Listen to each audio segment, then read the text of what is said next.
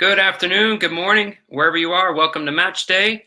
With us today is Sal Galvano, who is the women's coach at Monroe Community College in Rochester, New York.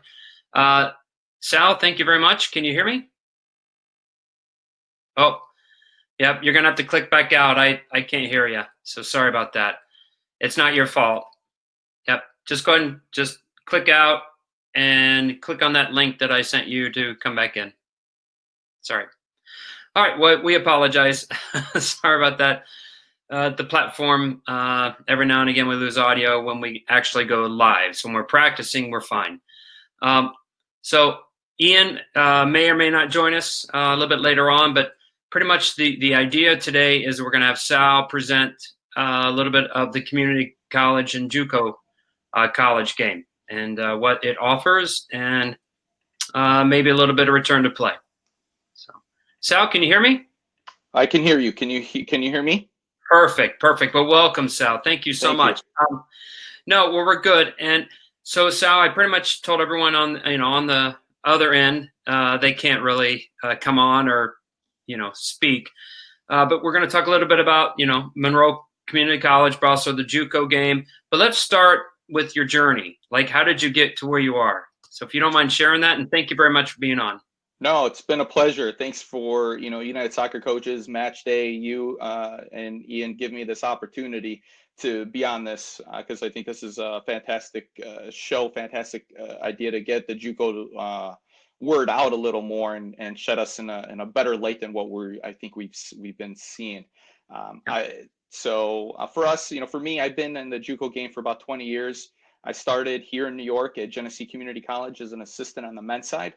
Was there for about 4 years, and then I was able to start a brand new program down in Texas at Cedar Valley College. So I was there for about 4.5 years, took them from a brand new club program to we lost in the national championship game on PKs. So that still like resonates in my mind. The last PK, that whole game still stays with me. And then from there, I moved to Arizona where I was in Texas, I was a women's coach. I started a women's program there. In Texas, when I went to move to Arizona, I moved to a Mesa Community College, and I was the men's head coach, assistant women's.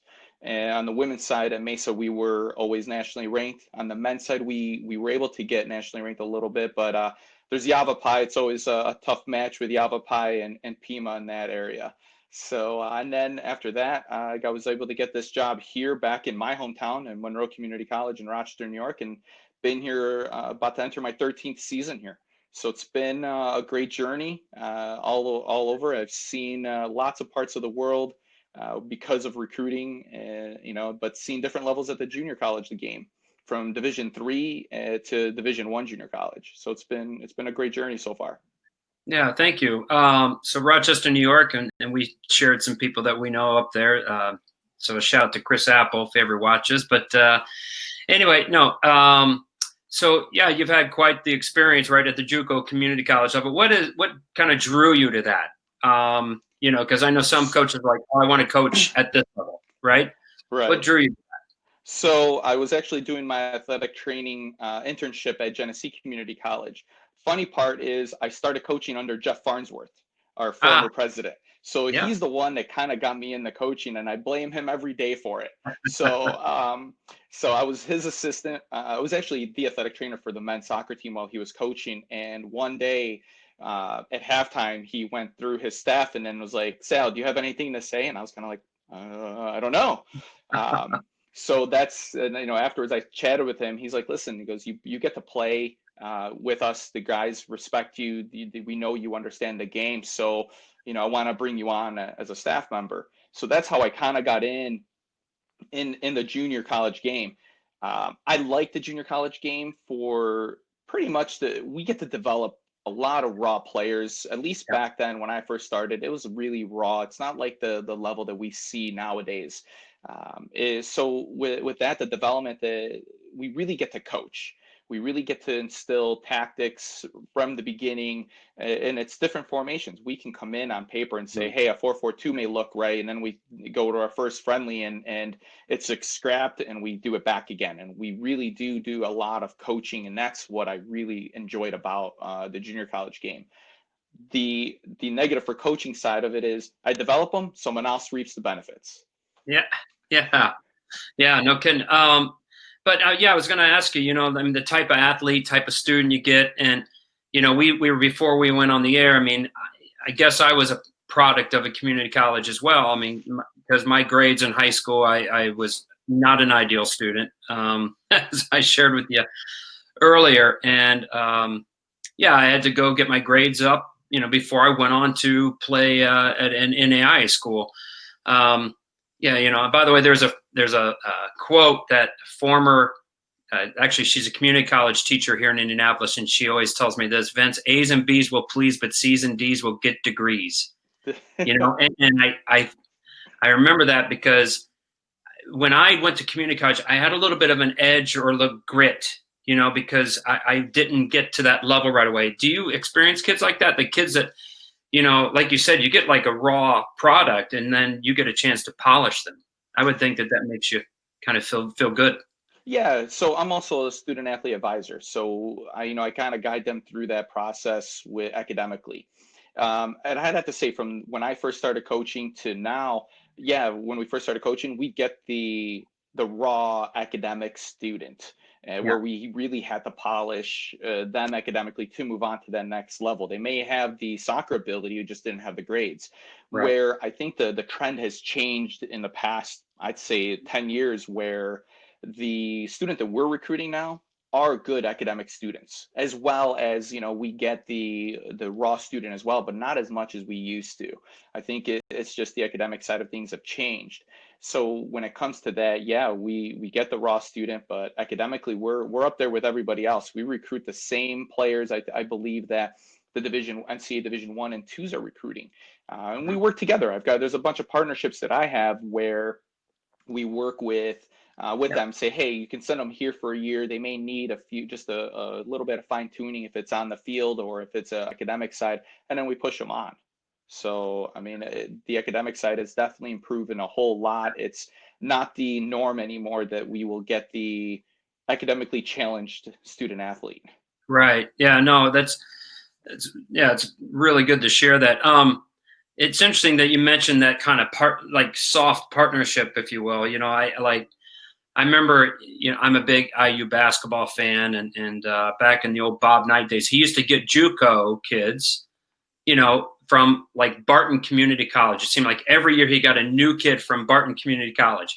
And it's almost like they had a partnership or a relationship. In other words, he trusted the coach that was developing that player.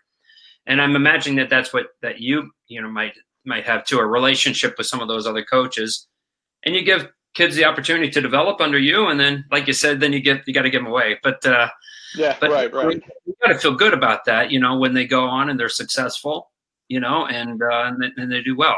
So Yeah, it's nice because the partnership that we get, that we do have with a number of schools, they trust us to kind of nurture these student athletes to yeah, do better and make sure that they can transfer onto their level and not only athletically but academically be able to handle that. The nice thing is when they leave our programming and are big time players for those 4-year institutions. That's what's the biggest reward for me is yeah, and a lot of coaches know the level that and it's not just yeah, my program. They know the junior college programs. They can just call and say, hey, what do you have for me? And yeah. they trust us with maybe minimal video to trust us to send them the correct player. So it's very, very nice to see. Yeah, yeah, no, I agree. I know some NAI schools do that with Division 1 schools too as well.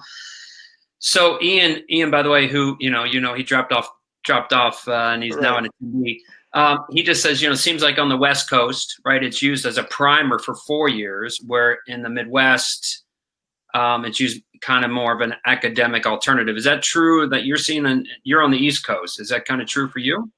Um, I mean, the junior colleges in California are they're mostly Division 3. The talent Yeah. level in the California Community College District is Cool. very high. Yeah. An example, Cerritos is one of the top schools, and San Diego Community College is very good as well. Cerritos will actually come into the NJCA and play a couple of us. And there's years where they've come and played us and just, beat the living crap out of us. But this year we played them and we drew 4-4. We were up 4-2, gave up 2 late goals.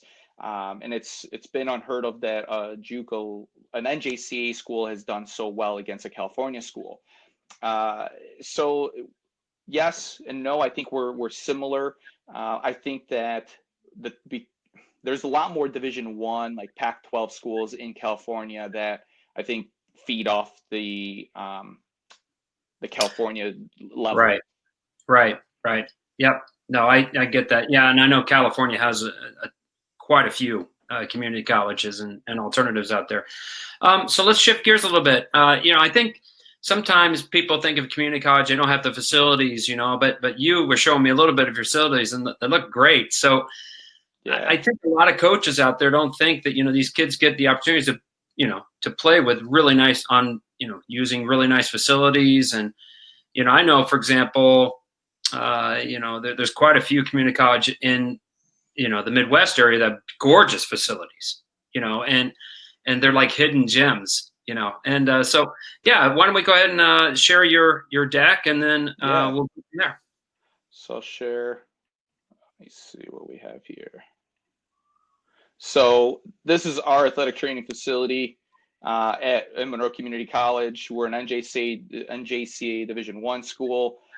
So there's ultrasound and muscle stim machines in there. Plus, instead of most schools have metal hot tubs, cold tubs, we have in-ground hot tub, cold tub. And wow. They're 10-person, 4 feet deep, hot tub, cold tubs, which you don't normally see at a junior college level. These are, I would say, NCAA Division I pro level facilities. Yeah. And then there's, I have just to showcase a few others. This is Eastern Florida's, and none of these schools have football. So like we don't have football, right, and we have good facilities with that. And this is Herkimer's Division III schools athletic training room. So for showing the different levels and the type of athletic training room facilities you're gonna have, where our student athletes get definitely treated. As far as our weight room at Monroe Community College, this is for our student athletes. It's specific to us, and it's nice. It's 13 years old. I mean, the one thing is I got into the school when all this was built, so I've been here from the beginning of this. So I got lucky. Yeah. And then our fields, we have, being wow. up north in New York, we have our 80 by 40 indoor facility. That again, we don't have football, so, and the right. ceilings are high. We play 9v9 in here, and it's in the winter, even in the fall when we have bad weather, we can come in and play, and it doesn't hurt what we do. And then we just put in $1 million turf field last year, so this is our second year of using our turf field. Hopefully, with the pandemic being over, we'll get to use it again. Yes. And then I have Eastern Florida's field. They have a beautiful, one of the best fields I've ever played on with their Bermuda grass, and they have a big jumbotron on their field. It's just, it's phenomenal. Wow. And then Tyler Junior College, they have 2 fields. This is their turf field that they play soccer and football, because football is a big time over there at Tyler Junior College. Yeah. And Deanza here for showing a California school. There's their football field, their soccer and softball fields. Right. So, so you get an idea of what California has to offer and where they are. For the most part, I believe, though, their soccer field is grass and their football field is turf, I believe. Yeah. Yeah. So we have a question, if you don't mind. By the way, I mean, those facilities stack up with, most, right? In the country. You can go ahead and hit stop screen share if you don't mind, and up at the top. There you go. There. Uh-oh, I lost you. So Pat has asked, can you explain? I can't hear you. Yeah. Yep. So going back out and going back in again. Sorry about that. Pat, I will ask the question, I promise. So anyway, I don't know about any of you, but I thought the facilities that he was displaying were terrific. And, I'm sure a lot of us would like to have those facilities. I know a lot of high schools, for example, bigger high schools, have quality facilities as well. But it's good to see it, though. In my opinion, it's good to see the support that soccer gets at the junior college level. Sal, you back? Can you hear me? Yes, perfect. All right, Perfect. cool. Sorry about that. No, we're good. So Pat Madden, who works for our office and is kind of a big deal, he asked the question. I know Pat. Yeah, he asked the question, can you explain the differences, and I should have asked this, can you explain the differences between Division I, II, and III, and three at the JUCO level? Like, what are the differences? Can I, I'm going to share one of my screens again, because we do, the differences really is in the scholarships that can be offered. Okay. So what, I'll show you this. So this is the differences in the colleges. Let's talk about in the teams that are in Division I, Division II, and III. So NJCA performs or competes at Division I, II, and III levels. And this is the breakdown. There's about 246 NJCAA schools with Division I, II, and III, and about 240 men's programs. And it's pretty even, about 80 schools per division. The California only competes at Division III level. Okay. There's about 90 schools in the women's side in California and about 77 on the men's side. Yeah. For scholarships for NJCAA, we can offer pretty much everything: full tuition, housing, meals, books, and fees. The only thing we cannot offer is health insurance to our international students. Okay. So Division II can offer everything but housing. So it's tuition, meals, books, fees. Obviously, they cannot offer health insurance for international students and cannot offer housing as part of their athletic aid. And then Division III can't offer any athletic aid. California, though, has a college promise program, which is a free tuition and fees for the first 2 years if you're a California resident and a first-time college student. So those are the main differences. As far as going into this fall, which is this fall is going to be the first time we actually offer the division that we're going to be offering Division II. Yeah. So what happened is that we had Division I and Division III for the longest time. There's a lot of schools from Division I that dropped down to Division II, and there's a bunch of schools from Division III that moved up to Division II, and it's really becomes the junior college level. It's a financial aspect. I think the talent level is good at all levels. The top D3 schools can compete with the top Division I schools in NJCAA, and I think the same thing can speak for the California schools as well. I mean, that's the biggest difference that you see between the levels. Yeah, no, it's interesting. So we have another question from Andrew. He says, how much practice time in a week are you allowed at the JUCO level? Is it any different from the other levels? And yeah, so with junior college, and I'll ask this for sure, is for Division I, it doesn't matter, Division I, II, or III. If we're in season, we have to have 1 day off within 7 days. Right. Once springtime comes, we're technically back in season February 1st to April 30th. But we don't exceed, for us, for the most part, we train 4 days a week. 4 to 5 days a week we train from February 1st to April 30th, but we also are allowed right now, NJC allows us 4 play dates. So we're very similar. And I think we just got approved to 5 play dates like NCAA Division I. Okay. So in that day, obviously we can have 4 or 5 games if we'd like. Yeah. But yeah, no, we get a lot of practice time. It's great. That's the reason we get to develop our players as much as we can. Being a full-time coach, I'm with them all the time, and it's easy enough to recommend players to the right programs.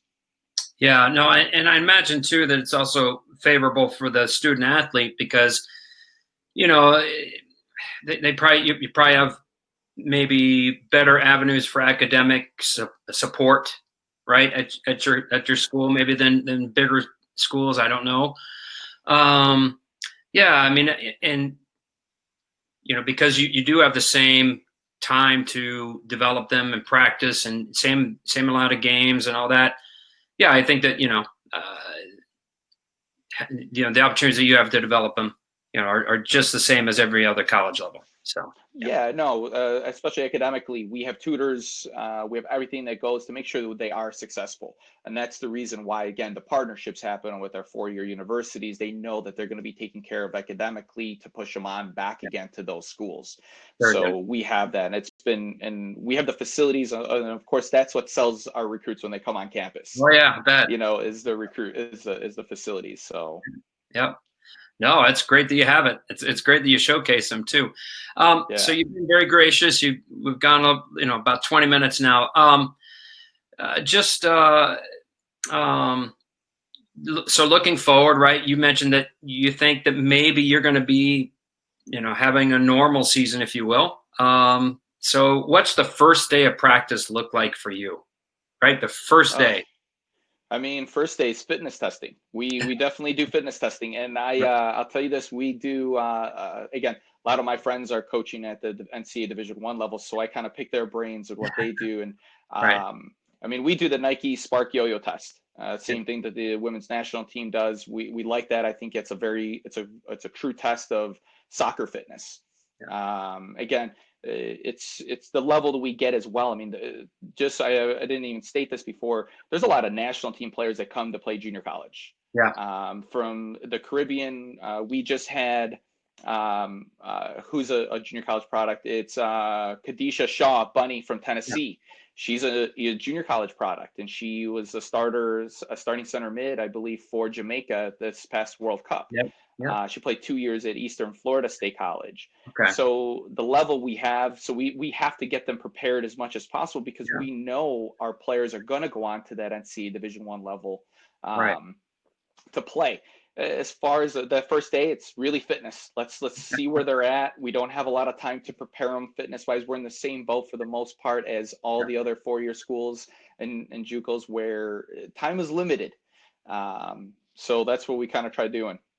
Yeah. No, thanks. Yeah. I mean, everybody, I'm going to help out at a high school this fall, and we're trying to stay connected with our kids, and,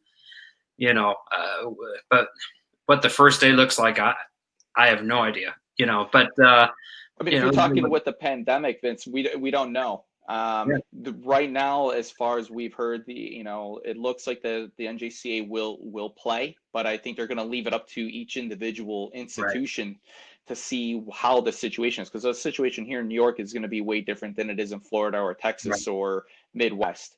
It's going to be the 6 feet apart, at least to start off, small groups, and work straight on fitness. I don't know how much ball work we'll be able to do. Right. So yeah, going into this, I mean, regular preseason, fitness testing, but I think we can still do some sort of fitness testing, but we'll see what happens. Yeah, it's all new ground for everybody, isn't it? So, so thank you so much. You've been very gracious, and appreciate your time. And just for all those that watch this maybe later, I mean, the JUCO and the community college route is a viable alternative for kids. And I remember when I was a high school coach for 17 years. I mean, I put some kids in those little situations, and they turned out to be really, responsible, good players for their program. They went on to other programs, and at the end of the day, they ended up being good citizens, right? So and that's what our goal is make sure it's not necessarily about the ability of playing, which of course we want that, but it's making them better citizens in the community, accountable for their actions, and start getting some responsibility, so when they do go on their own at the 4-year levels, they can handle that pressure of playing at the higher levels. But I'll tell you this, levels of competitiveness, this is the one thing that I think we get, is that they think the level is not as high. Right. And our preseason's all NCAA Division I schools that we play locally, as well as our spring season. We play Canisius, Bonaventure, SUNY Binghamton. They're all Division I schools that we play. So we match up just as good as they are. So the level is good, and I hope everyone understands that it is a good level to get your foot wet, and we open up more doors. Yeah, I mean, what you just said about the young lady that from the Jamaica national team. I mean, heck, that's a pretty high level, right? So playing a World Cup, so it's pretty good. Well, thank you so much. We appreciate your time, and hopefully we get to see you in California. And I at the hope so. convention, and I think we might have a match day reunion, like green room, at the convention for all of our guests. But thank you so much, Sal, for your time, and thank everybody on the other end. So, Yeah, thank you, Vince and Ian, for having me. thank you. God bless everybody. Bye-bye. Bye.